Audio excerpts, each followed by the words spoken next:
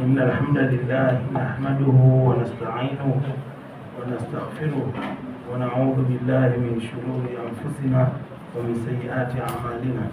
من يهده الله فلا مضل له ومن يضلل فلا هادي له. رب اشرح لي صدري ويسر لي أمري واحلل عقدة من لساني يفقهوا قولي.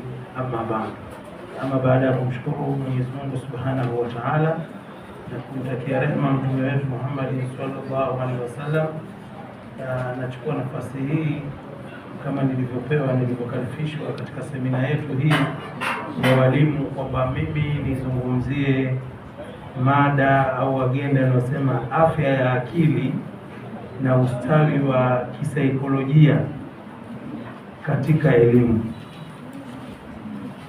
Afya ya akili na ustawi wa kisaikolojia katika elimu. Hii mada ukiangalia ni pana sana, hata ilipoandikwa ni ndefu. Kwa hiyo katika mada yetu tutaangalia afya ya akili ni nini, alafu nini maana ya ustawi wa kisaikolojia katika elimu. Ustawi wa kisaikolojia unaweza kuwa katika mambo mengine, lakini hapa tumetakiwa tuuzungumze katika muktadha wa elimu. Kabla sijaingia kwenye kuzungumza mada yangu, kwanza ni wapongeze sana walioandaa hii semina na wale waliofikiria kuweka swala la afya ya akili na kuchagua pia mada hii. Niseme wamefanya jambo zuri na jambo muhimu sana, na hasa kwa ulimwengu wa sasa ambao tunakwenda nao. Na sisi wataalamu wa afya ya akili na utengamao tunasema kwamba afya ya akili ndio afya ya mwili. Afya ya akili ndio afya ya mwili. Kwa hiyo kama mtu hana afya ya akili, vile vile atakosa afya ya mwili.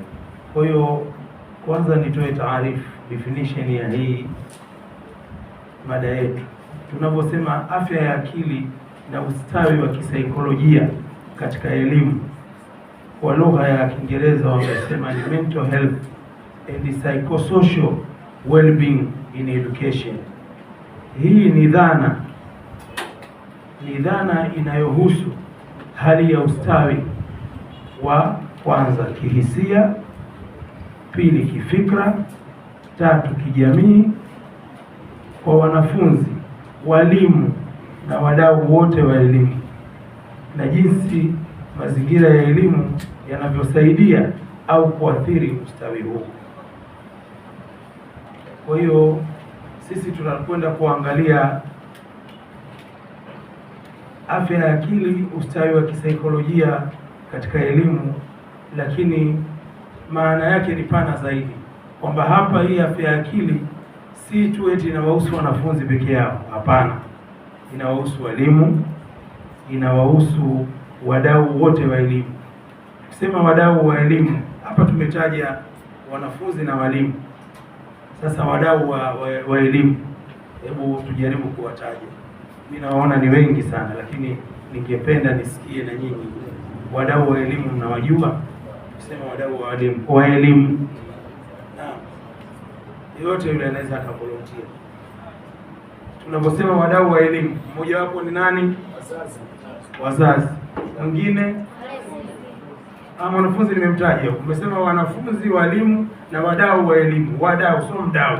Kwa hiyo mzazi ni mdau mmoja. Wengine walezi pia, kwa maana mtoto anaweza akawa hana mzazi lakini analelewa. Kama wale wakwetu tunawalea kule mayatima, sisi sio wazazi, si ndio? Kwa hiyo sisi walezi pia ni wadau wa elimu. Mdau mwingine wanajamii, na twende kidogo, wanajamii kwa ujumla. Yule mtu ambaye akimwona mwanafunzi anamchukulia kwamba huyu ni mwanafunzi, anamuona kama mwanafunzi, hamuoni kama mtoto mwingine. Kwa hiyo huyo pia ni mdau wa elimu. Mwingine serikali, na hii serikali pia inagawanyika ya mtaa mpaka kwa, ama sivyo? Kwa sababu serikali kuu huko ikipanga mambo yake yatakiwa ijue kuna wanafunzi. Ndio maana tumeona hata mgomo wa daladala, agenda kubwa ni nauli ya wanafunzi. Wasema watu wakubwa haina neno sana, wanafunzi 200 kwa nini halafu ni wengi, unaona? Lakini serikali inasema hapana, wanafunzi. Kwa hiyo hao ni wadau wa elimu wa mwisho, ili tuweze kwenda mbele. Ni vizuri sana kuwajua wadau wa elimu, kwa sababu tutakuja kuona kama wadau wa elimu hawashirikishwi, pia hatutofanikiwa kwenye afya ya akili na ule ustawi wa kisaikolojia katika elimu. Mdau mwingine wengi sana anasema, lakini kamati ya shule, na hapa kwenye kamati ziko za kila aina. Mimi bahati nzuri nimebahatika ni mjumbe wa bodi ya shule ya Tanga School sasa hivi kwa takriban miaka 4 ama 5, sawa. Kwa hiyo tunataka ukasema kamati ya shule, kuna kamati sijui yaitwa wazazi, kuna bodi ya shule, sijui bodi za wazazi. Nimeona kama pale Tanga School kuna hizo. Mimi niko kwenye ile bodi ambayo mkuu wa mkoa ndo mwenyekiti wetu, kwa sababu ile shule ni ya kitaifa. Tanga School ni katika shule za kitaifa, na sasa hivi na sifa nyingine, ni shule ya kitaifa na ni shule jumuishi. Ukisema shule jumuishi, walimu mnaweza kunisaidia na kusudia nini? Naam, yes, ni shule ambayo inachukua na watu wenye mahitaji maalum, kwa maana ya walemavu aina zote, wa ngozi, wa macho, viziwi, vipofu, kwa maana wasioona, maalbino hao na kadhalika. Sasa hii shule kwamba ni jumuishi, hata nyinyi Arafa ni shule jumuishi. Na watoto wetu mle wengine wanaanguka vifafa, wengine wana shida mbalimbali, ni jumuishi. Hatuwezi kusema kwamba huyu mtoto tumekuletea kwa sababu anaanguka kifafa mumkatae, msema huyu apelekwe shule nyingine, apelekwe wapi, sijui Masiwani zamani, si ndio? Kwa hiyo huu shule jumuishi sasa hivi unatakiwa uwe kwa shule zote. Baada ya kusema nukta hiyo, hapa pote ilikuwa tunazungumzia taarifu ya mada yetu ya leo. Sasa nakuja kudondoa nukta ya kwanza. Nini maana ya afya ya akili katika elimu? Lakini kabla sijaenda kwenye afya ya akili katika elimu, nizungumzie ile afya ya akili ya WHO. Shirika la Afya Duniani linasemaje kuhusu afya ya akili kwa ujumla wake, jumla jamaa? Afya ya akili ni ile hali ya mtu kuwa sawa kisaikolojia, kijamii na kimwili na kiimani, spiritually, na pia yule mtu lazima awe anazalisha. WHO wanasema kama mtu yuko sawa kila kitu lakini hajiingizii kipato, aomba, huyo hana akili, ni mgonjwa wa akili au ni mgonjwa wa afya ya akili. Sijui mmenielewa? Kama kuna mtu tunamwona yuko sawa kila kitu lakini katika maisha yake anaishi kwa kuomba watu, wataalamu wa afya ya akili wanasema huyo hana akili timamu, ni mgonjwa wa afya ya akili. Hiyo ndio taarifa ya Shirika la Afya Duniani. Hata kama ni mwana wa chuoni alafu yeye anaishi, lakini kazi yake akimwona fulani ungea 5,000, ungea 10,000, ungea 1,000, aomba, hachukui ile haraka ya kujitafutia riziki na haombi. Yaani ukiomba, kinyume cha kutokuomba ni kuomba, si ndio? Kwa hiyo anaomba yote. Kuanzia leo mjue hivyo, mimi nazungumza kama daktari. Sisi tunakubaliana hivyo kisayansi. Mtu anayeomba bila sababu ya msingi, ukisema sababu ya msingi, ni yule ambaye ni kawaida yake anaishi hivyo kwa kuomba, huyo ni mgonjwa wa afya ya akili. Sasa tuangalie nini maana ya afya ya akili. Kwa hiyo kama una mtoto wako, una kijana wako, unamwona anaishi lakini hana haraka ya kutafuta kipato, sawa, hayuko sawa. Mtu ambaye yuko sawa, hivyo alivyovitaja vyote, kwamba saikolojia ni malezi, mtu alivyolelewa kutoka mdogo, tutaangalia zile tabia zake. Kijamii, anachanganyikana vipi na jamii aliyokuwa nayo. Alafu physically, kimwili pia anaonekana, sababu mtu kama ni mgonjwa utamuona afya yake na nini. Kingine ni spiritually. Hii spiritually pia ni vizuri tukaizungumza. Wataalamu wa afya ya akili wanasema mtu ambaye ana imani sahihi ya Mungu sahihi, huyo ndo ana afya ya akili. Lakini mtu mshirikina ambaye ana imani nyingine, imani potofu, aabudu mizimu, aabudu vitu vingine, huyo hana afya ya akili. Sawa. Kwa hiyo tuiangalie sasa kwa muktadha wa elimu. tunaposema maana ya afya ya akili katika elimu ina nukta kuu 4. Afya ya akili katika elimu ni uwezo wa mtu mmoja kufikiri vizuri na kujifunza kwa ufanisi. Kwanza anafikiri vizuri huyo mwanafunzi, alafu anajifunza kwa ufanisi, kwa maana ukimfundisha anaelewa. Sasa mwanafunzi afundishwa kila somo yeye aelewe, ana tatizo la afya ya akili. Kudhibiti hisia na msongo wa mawazo, hii ni nukta ya pili. Nukta ya tatu ni kujenga mahusiano mazuri. Tukimwona mwanafunzi kila saa mara kapigana na huyu, mara kamwibia huyu, mara kamfinya huyu, mara kamng'ata huyu, mara kamtukana huyu, mara kambeza yule, hajengi mahusiano mazuri. Mara kagombana na mwalimu, hasa kamkingia ngumi, sijui kamtishia mwalimu, kamwambia maneno mabaya, hajengi mahusiano mazuri. Huyu pia tujue walimu kwamba tusitumie tumjeledi moja kwa moja, tujue hapa huyu ni chenga, au usitumie lugha hiyo sisi, kwamba unamwangalia huyu mwanafunzi kwa upande wa pili kwamba hayuko sawa. Kwa nini jana kagombana na mwalimu wa dini Sheikh Abdallah Sanda, leo kuna yeye amegombana na mwalimu wa mathematics? Hajengi mahusiano mazuri. Jambo la 4, ili tuseme huyu mtu ana afya ya akili katika elimu, ni kukabiliana na changamoto za maisha ya shule. Kukabiliana na changamoto, lakini za wapi? Za maisha ya shule. Mwanafunzi mwingine kama yuko boarding, kila siku ni kero, atapigiwa simu, mtazungumza na wazazi, mara kalalamika hiki, mara umwana kile, wiki hii kaja kuchukuliwa na babake, mara kapelekwa hospitali arudi, matroni sijui patroni. Time zote ni mwanafunzi huyo mmoja anamwangalia, sawa, atakuwa ana tatizo la afya ya akili katika elimu. Tuko pamoja?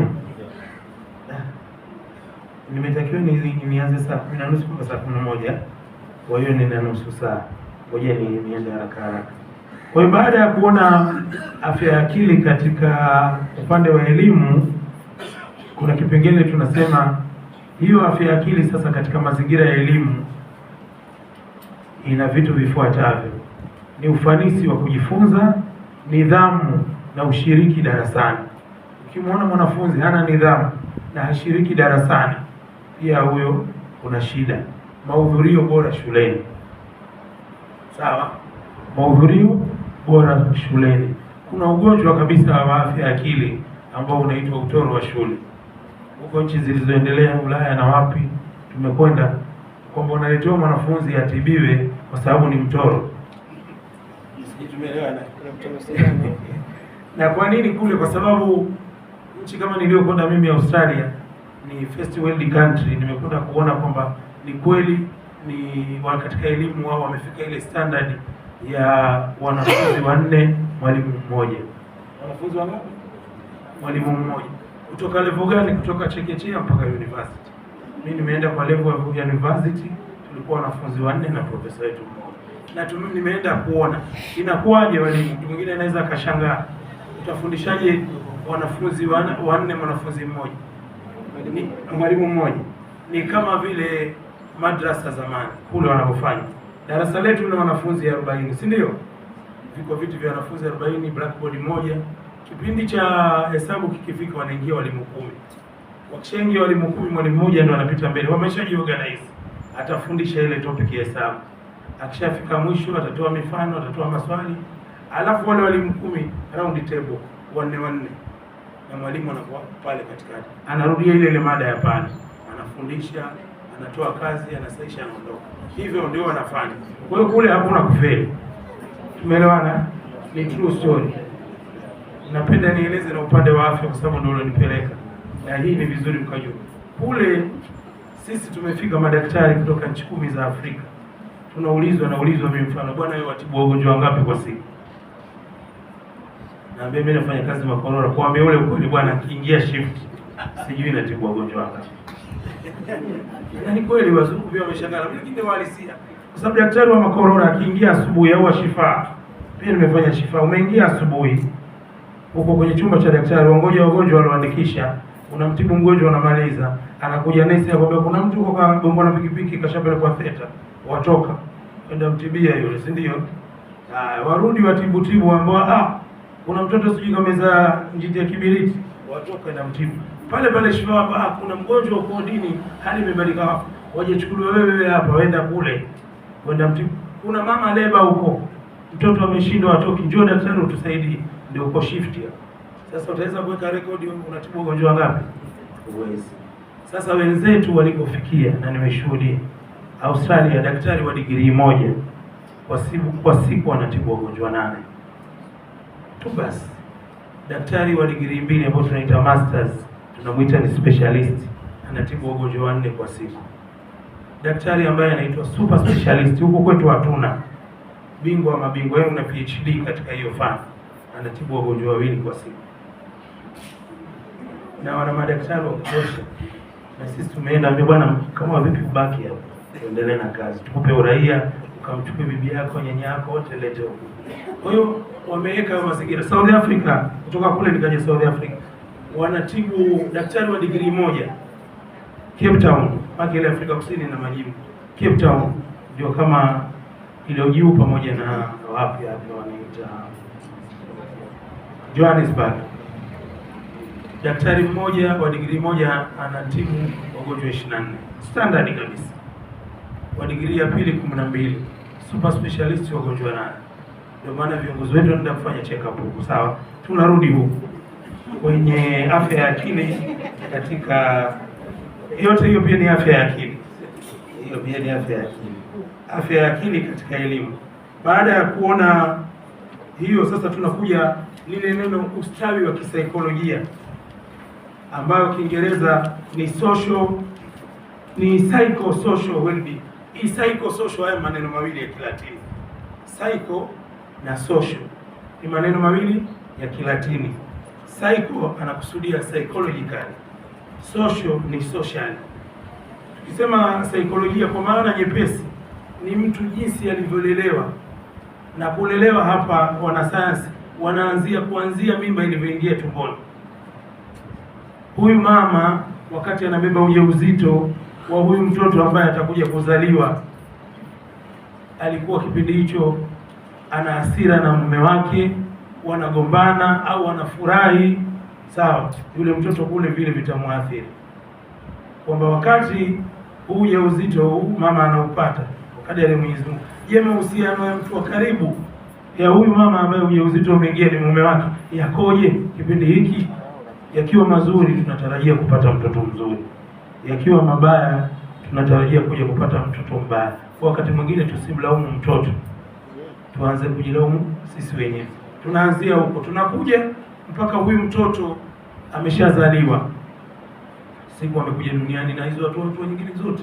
Lakini mimi napenda nizungumze nukta moja tu ambayo katika mazingira yetu nimeiona, na baada ya kusoma mambo ya afya ya akili huwa naiona mitaani. Watu wanaiona ni ya rahisi sana na ya kawaida na wanaifanya, lakini inaathiri sana. Kuna baadhi ya watu kwenye jamii zetu, yani wameweka ni tabia, wanatisha watoto wadogo, wanawatisha. Yani anajulikana mtaa mzima, umeweka kazi yake kutisha watoto tu. Kama kule ninakokaa mimi Donge Mwisho, kuna bodaboda mmoja anaitwa Njorogo. Yani mtoto akilia akiitwa Njorogo na anatisha vibaya. Yani anakuja na pikipiki yake afu atoa bonge la bisu. Anaweza akamshika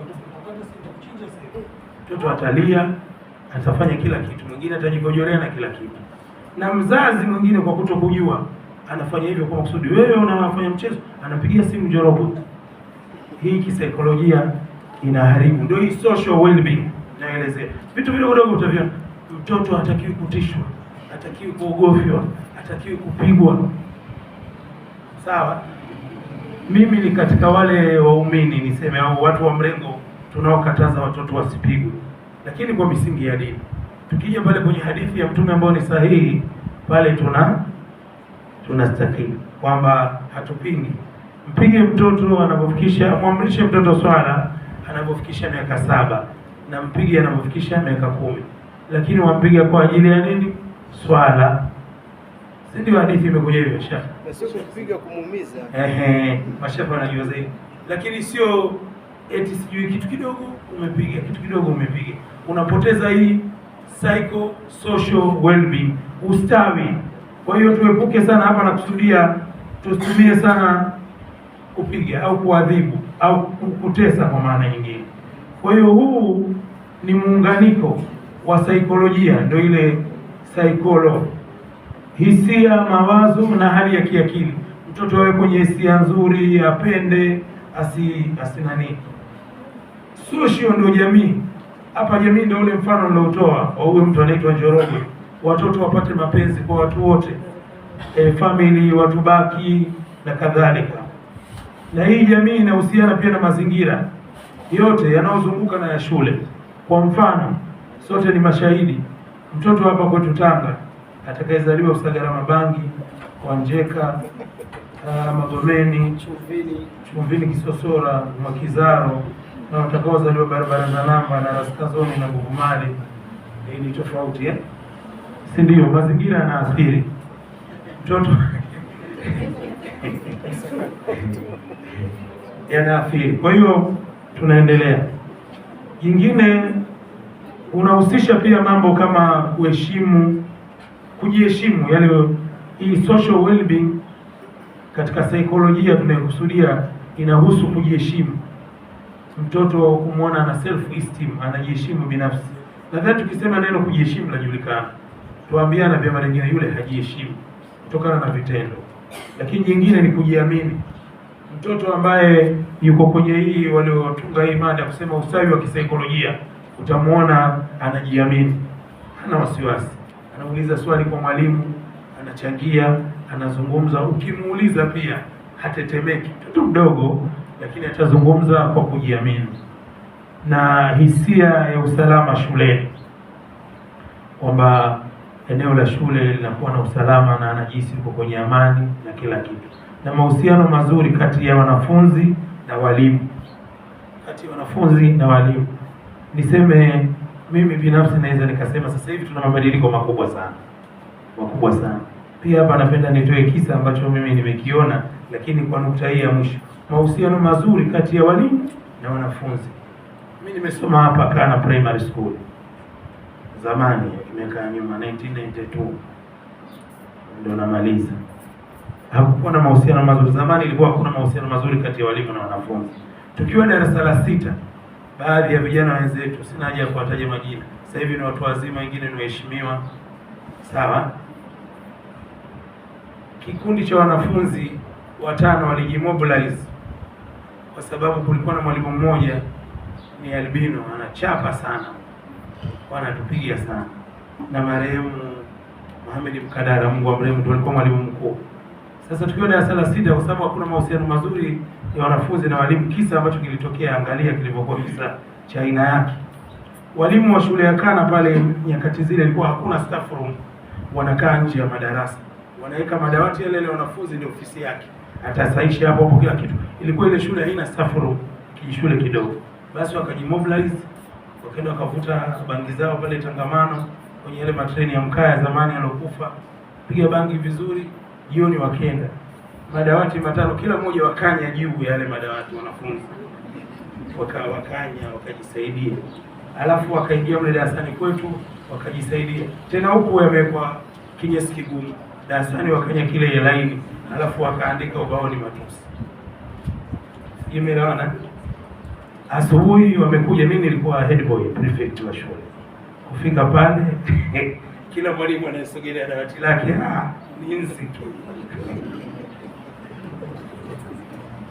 Hakuna mahusiano mazuri kati ya wanafunzi na walimu. Kwa hiyo wakasema hawa ni darasa la 6 tu ambao ndio niko mile darasa, na kweli kulikuwa na watu ni wakora kwa kweli. Basi darasa zima sasa watu watolewe nje, watu wakaanza kukung'utwa ili wataje ni nani. Wale walimu wanajua, wanaowahisi. Basi tukapigwa darasa zima mpaka mimi nategemea kilichotokea nini. Kwa darasa nalo nikaliaje, kwamba kwa nini tuwapigwa wakati wanafanya vitendo najua. Kwa hiyo siku ulitokea ugomvi mpaka kaje polisi kati ya wanafunzi na walimu. Nini maana yangu? Nakusudia mahusiano mazuri kati ya walimu na wanafunzi ni kitu muhimu sana. Imeweza kupelekea vitu vya kutisha kama hivyo vibaya na nini. Kwa mwanafunzi anasema ngoja nikavute bangi alafu niambie bangi nataka hapa nitoe kinyesi kigumu na bangi nafanya hivyo, na pale nikatoe laini, na kweli utumbo utatengeneza hivyo. Haya, baada ya nukta hiyo tunakwenda nukta ya tatu. Tunaangalia umuhimu wake hiyo social and psychological well-being. Umuhimu wake wa afya akili na ustawi wa kisaikolojia ni muhimu kwa sababu huongeza uwezo wa kujifunza na kufaulu. Huongeza uwezo wa kujifunza na kufaulu. Huku kufaulu ndio tupigie mstari, kwa sababu lengo letu walimu tukifundisha wanafunzi si wafaulu, si ndio? Wapate first class. Hupunguza utoro na kuacha shule, mahusiano yakiwa mazuri. Huzuia matatizo kama msongo wa mawazo, unyanyasaji na vurugu. Vurugu ndio zile nilizozisema, tulipigana sisi na walimu wetu kwa sababu mahusiano yanakuwa mazuri. Hujenga mazingira salama na rafiki kwa wanafunzi. Hujenga mazingira salama na rafiki kwa wanafunzi. Mwanafunzi anajisikia raha, anajisikia vizuri kuja shuleni. Mwalimu anamchukulia kama mtoto wake, anamlea vizuri. Changamoto zinazoathiri afya ya akili shuleni tuziangalie chache. Baadhi yake ni msongo wa masomo, academic pressure. Hili pia naomba nieleze kidogo. Academic pressure, na nitaeleza kwa mifano na mtanielewa vizuri.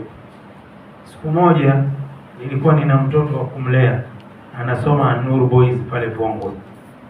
Nikawa nimehudhuria kikao cha wazazi kujadili maendeleo ya wanafunzi wa shule ya Nuru Boys Advance. Yule mtoto ninayemlea anasoma Advance 5 na 6. Basi ukawa na nukta kwamba baadhi ya wazazi na walimu wanasema wanafunzi wana muda mwingi wa kucheza, kwa hiyo hawatofanya vizuri. Ikaulizwa ratiba ya wanafunzi wa Nuru Boys. Hicho kikao kilikuwa na watu wengi tu, na baadhi ya mashehe pia walikuwepo hapa Tanga mjini na wajua kwenye hicho kikao. Basi ikazungumzwa ratiba ya wanafunzi wa Advance kwamba wanaamshwa saa 10:30 ili wapate swala alfajiri kwa wakati.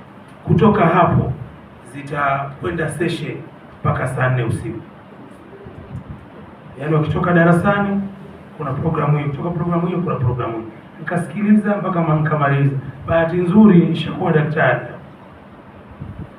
Basi nikawaambia mimi katika kuchallenge ile hoja, nikawaambia na ngoja niwape mfano halisi. Mimi nimesoma Usagara High School hapa Tanga. Sekondari nimesoma Mkwakwani, nikaja Usagara. Nikasoma masomo yanaaminika ni magumu, PCM, Physics, Chemistry na Mathematics. Lakini nikawaambia ratiba niliyosoma mimi au tuliyosoma sisi Usagara wakati huo, sasa hivi pia haipo tena. Sisi form 5 na 6 tunasoma, hata kule mahadi mnachelewa kutoka.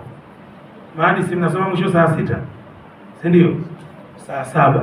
Siku nyingine pia baada ya saa 7 mnaweza mkawa na nidhamu, sijui kalima nini wakatoka saa 7:30 saa 8.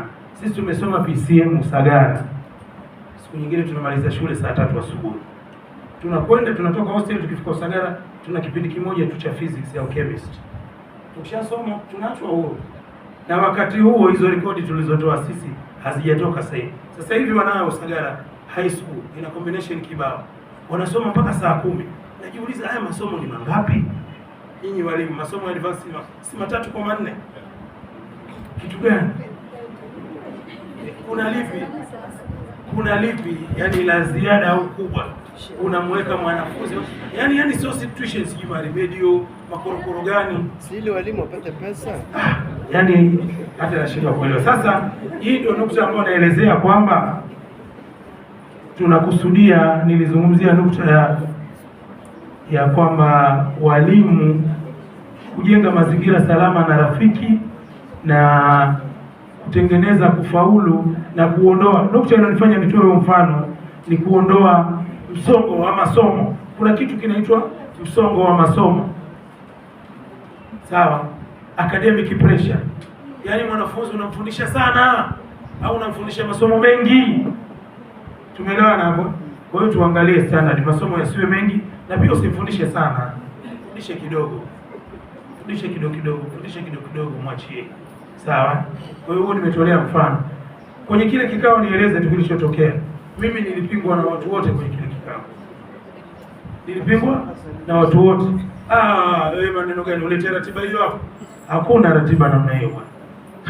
Wewe umezaliwa mwaka gani? Yaani naulizwa kwa mimi naonekana kama kituko. Naambia mbona mimi maisha yangu nimeyaishi ya kusoma mwisho saa 5 tena ndio high school. Sasa high school kuna haja gani? Huku form 4 mtoto si tunajua alivyokuwa na stress form 4. Form 4 masomo ni mengi na inabidi lazima afaulu, apiganie kwenda form 5 na 6. Form 5 na 6 mwanafunzi anatakiwa relax, na akirelax akisoma vizuri akipata wataalamu atakwenda tena. Wakati huo nikwambia, sisi tumesoma hapo Usagara, hakuna walimu wenzi hizo. Sisi mwalimu wa chemistry ni Muhaya, kaletwa kutoka Urusi, ni mtaalamu tu wakiwa ndani wanatufundisha, sawa. Lakini sasa tuna walimu wa kutosha, mna tekniki zote. Kwa hiyo epukeni msongo wa masomo, au msongo ndio unaitwa msongo wa masomo, academic pressure. Jitahidi mwanafunzi wako ukienda naye usimpe academic pressure. Umempa homework kibao, mpe mazoezi kibao. Maana homework na mazoezi tofauti. Waanza mazoezi shuleni mengi na baada na homework nyumbani. Siku nyingine mwachie, ukishampa zoezi usimpe homework. Siku nyingine mpe homework usimpe zoezi. Mimi naamini tuliosoma kwa staili hizo za kurelax hizo, na huko Ulaya ndivyo wanavyosoma. Kama nilivyosema, yule mwanafunzi wa kule Ulaya akishamaliza darasani pale, ana shida gani tena akajisomea? Kashasaishiwa kila kitu, kesho anza moja. Na ndio nadhani mnafahamu, zamani ilikuwa hakuna semester system, si ndio? Module hakuna, si ndio? Kulikuwa na zile tunahitaji terminal, kwamba mimi nikisoma form 1 nikifika mwaka wa mwisho nitaulizwa swali lilofundishwa siku ya kwanza, si ndio? Kwa hivyo zamani, au niko darasa la 7 nitaulizwa swali la darasa la 3. Siku hizi watu wamebadilisha, utaulizwa kile ulichokisoma kwa muda ule, si ndio? Siko hivyo, mmesoma nyinyi vioni. Hii yote ni kuondoa msongo wa elimu, academic pressure. Tunamalizia sasa. Kama ni kwa ratiba niliyopangiwa, muda wangu umeisha, ni saa 11 na dakika 7. Kwa hiyo niseme mimi, acheni niishie hapa. Kama kuna swali, maoni, ushauri nipewe, lakini tu naomba mniruhusu nisome kitu nimekiandaa, nimekiita hitimisho. Bismillah. Hitimisho la mada yetu linasema afya ya akili na ustawi wa kisaikolojia ni msingi muhimu wa mafanikio katika elimu. Bila mazingira yanayojali ustawi wa mwanafunzi, hata ubora wa ufundishaji unaweza usilete matokeo mazuri. Kwa mfano, hata tukiwa na walimu wazuri sana na wanafundisha vizuri sana, lakini mazingira ya shule hayajali ustawi wa mwanafunzi, hatuwezi kupata matokeo mazuri. Kwa hiyo vitu lazima viende sambamba, simultaneous, sawa, viende sambamba. Kwa kumalizia, hivyo basi, shule, familia na jamii lazima zishirikiane kuhakikisha wanafunzi wanakuwa salama. Kivipi? Kiakili na kijamii. Hapa wawe salama kiakili na kijamii, sio kielimu. Wakiwa salama kiakili na kijamii, automatically watakuwa salama kielimu. Tumeelewana? Mimi naomba niishie hapa. Kule Australia, mwanafunzi akifeli katika ufundishaji ule, akifeli, anaitwa mzazi, anakuja na mwalimu wake anayemfundisha wa darasa na psychologist, wanakaa mezani, wanazungumza. Baada ya mazungumzo, anaweza akaitwa na askari, baba ukatiwa pingu sababu umemchapa mtoto. Lakini ninachokusudia hapa ni kwamba hii psychology wameipa umuhimu sana wenzetu nchi zilizoendelea. Mwanafunzi yote anayefeli, nikiitwa mimi mzazi kwamba Mzee Rajab Mabruki, mwanao Mariam Rajab standard 3 amekuwa wa mwisho, walimu wa Arafa wakiniita kule shuleni, hawaniiti mimi na wale walimu tu na yule mwanafunzi, au mwanafunzi wengine wanaweza kumtenga, wanaita na mtaalamu wa psychology. Sawa. Aqulu ma tasmaun wa hadha, assalamu alaikum wa rahmatullahi wa barakatuh.